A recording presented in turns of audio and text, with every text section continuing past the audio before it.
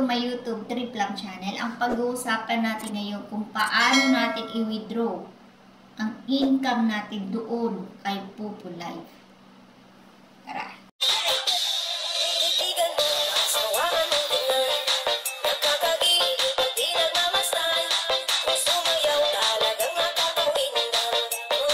Open natin ating Pupo Live.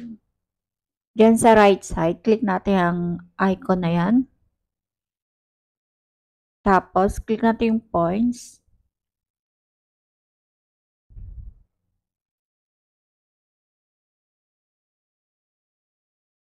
Click natin yung withdrawal now. Withdraw now.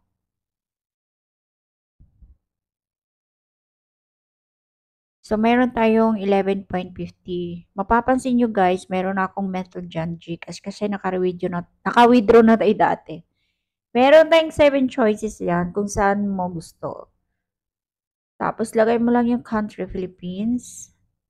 So, click na natin yung withdraw now. Ayan. Double check yung number, guys. Kung tama ba yung number sa Gcash. So, kung tama, confirm. So, yan ang withdraw natin, guys. 11.50. So, i-confirm natin yan. Lagay nyo lang yung security password nyo sa inyong Pupo Live. Pagkalagay nyo dyan, guys, accepted na yun. May okay na siya. So, withdraw now. I-tap natin yan, guys. Kung may message na si Pupo. Ayan na, meron na siyang message.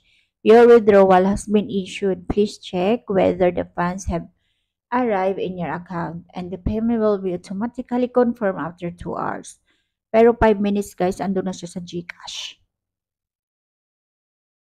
Ayan, guys. Mayroon pa silang SS dyan sa Gcash mo, guys, na nagpapatunay na na-deposit na nila yung pera mo. So, ayan.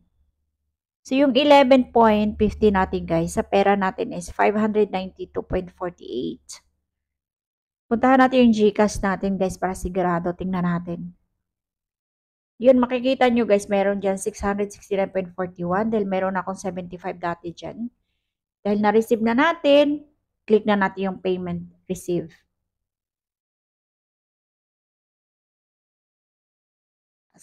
Confirm na lang natin kung natanggap na ba talaga natin yung pera doon sa Gcash.